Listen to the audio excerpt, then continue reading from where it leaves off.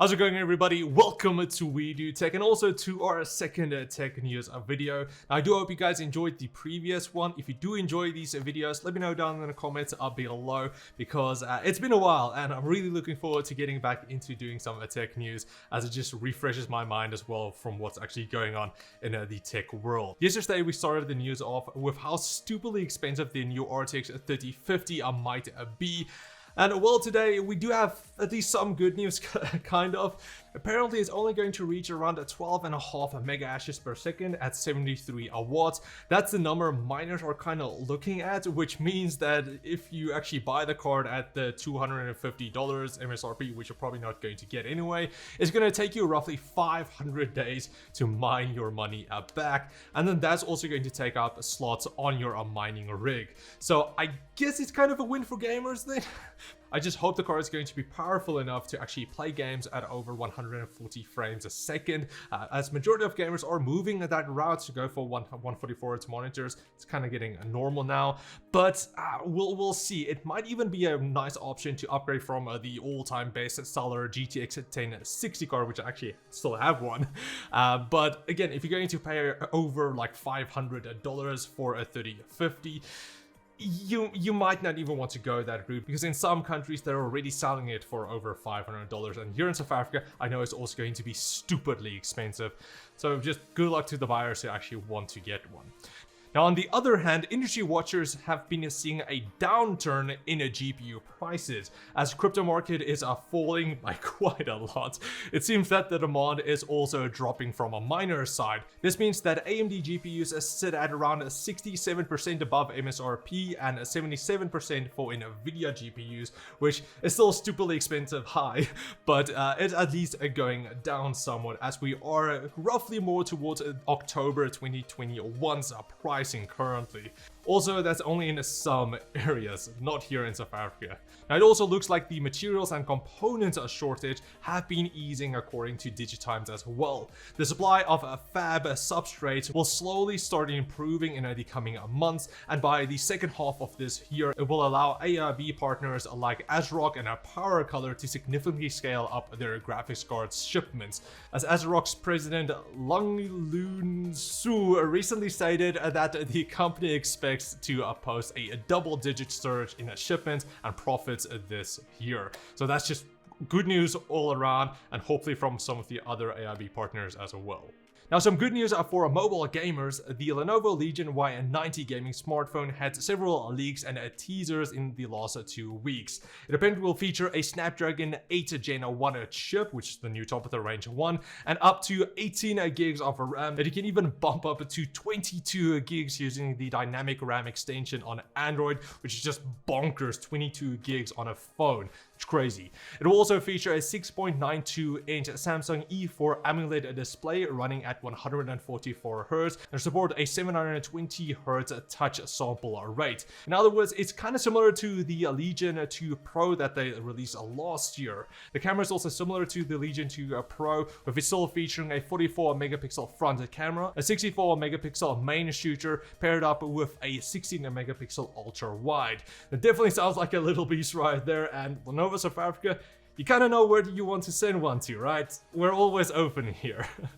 Next up, for some gaming news, ever since Battlefield 2042 has released, it has been plagued with horrible reviews, bad glitches, and just complete letdown, to be honest. So much so that EA is actually speaking about making it a free-to-play game, which I'm not gonna complain because I didn't buy it, so I'm all for that. But some other people might not be too happy. But now EA was in the headlines again by removing their newly released zombie survival mode only a day after launch. The developers removed it from the official playlist because players were using it to farm XP that can then be used to unlock weapons, ribbons, and in-game content in other modes. Zombie survival was launched in a portal where both Battlefield 2042 players and devs can assign and host custom gamer types.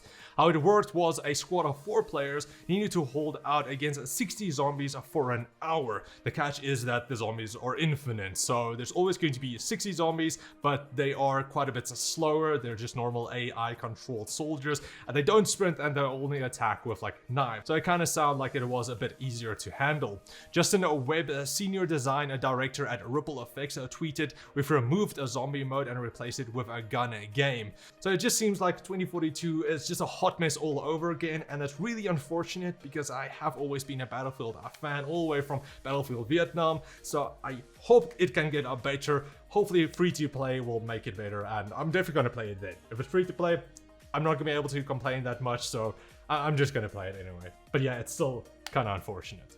On to the next topic. This time, a gaming tournament has brought an entire country to its knees. Well, not really, at least it was just the internet speaking, but that's the same thing almost these days. There was a DDoS attack spanning over a couple of days that coincided with a highly anticipated Minecraft tournament, left an entire country of Andorra without internet for a week. The DDoS attack targeted Andorra Telecom, which is the country's sole ISP. This resulted in eliminating a number of Andorran players from the competition. I hope I said that right. The identity of the culprit is yet to be confirmed. It is suspected that the attack was orchestrated with the direct goal to affect the participation team of Andorra from the $100,000 prize pool. Now you might be thinking it's just another Minecraft tournament, but apparently it was extremely large, breaking Twitch records, reaching over 1 million concurrent viewers. So it's a pretty big deal. Now Andorra Telecom is still having problems. According to a tweet published this morning, customers are still having a difficulty browsing the internet as a result of the DDoS activity, which is just crazy. Again, bringing an entire country kind of to its knees. Now, crazy stuff. I remember when I was still in high school, the only crazy thing that we really did was when a teacher went out of the class, we moved our desk 90 degrees to face the window, and then when the teacher came back in, they just kind of kept continuing with the class. When they left again, we turned 90 degrees again, facing the back, and again 90 degrees facing the other side of the window. That was the stupid stuff that we actually did when I was still in high school, which it's kind of like 10 years back now. It's crazy. Well, kids in the UK are kind of doing it a step further by shutting down entire schools' network using DDoS attacks, which I have no idea how they can do it. And apparently some of them are only like 9 years old, so how is that possible? So now the cybercrime unit of the UK National Crime Agency is creating a program designed to educate their children about the consequences of a DDoS attacking, which I don't think that's really going to help. But anyway, the Cyber Choices campaign identifies potential offenders tracking searches associated with cyber crimes made by kids on school computers. These troublemakers are presented with an alert warning against criminal activities and funneling towards a Cyber Choice website, which of course, that is going to help them by educating them about all of the materials. The UK hopes to help divert youngsters away from cybercrime by increasing their awareness of the Computer Misuse Act and also the consequences of their crimes. But at 9 years old, I don't really think you're going to be too bothered by it because it's cool apparently. It's just kind of crazy how smart kids are these days with technology especially. When I was 9, I was still struggling to paint like stickmen on Windows Paint or something, let alone run a DDoS attack. I don't even know how to do that now. So, just kind of crazy. But anyway, moving on.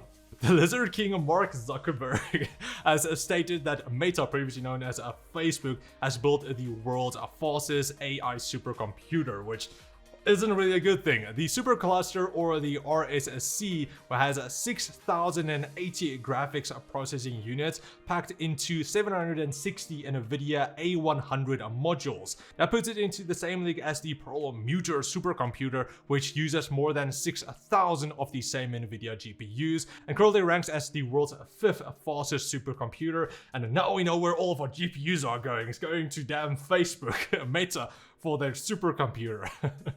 Now, Meta plans to boost performance by a factor of 2.5 times with an additional expansion of 16,000 GPUs in a second phase later this year.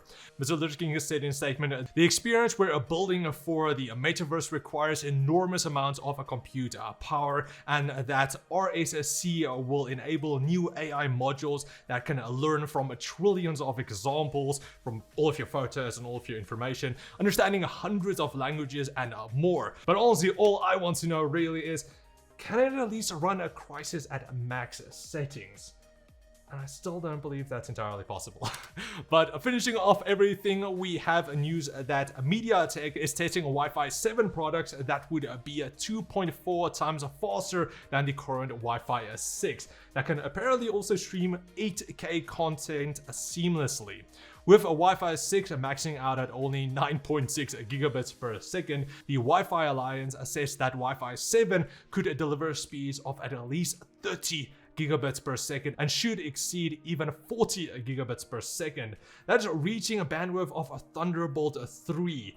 Moon Hoo Lee, president at Korean Mercury, thinks that Wi-Fi 7 will fulfill the need for high-resolution video calls, not to mention also wanting to stream 8K content coupled with also AR-related applications also. So that just means that we all need to go to 8K TVs now. We're not even there with GPUs being really able to handle that, but we're going to be able to stream 8K at least.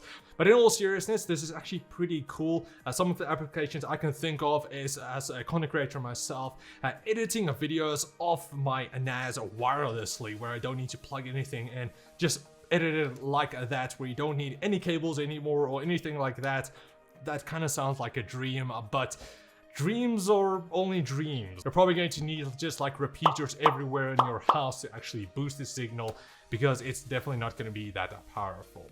But now, anyway, that's pretty much it for our tech news today. I do hope you guys enjoyed it. If you did, please like, share, subscribe, and comment like always. If you have any other topics you want us to take a look at, you can either send it to us on a Discord or tweet it at me or send it wherever on socials, and we'll possibly take a look at it in the next video.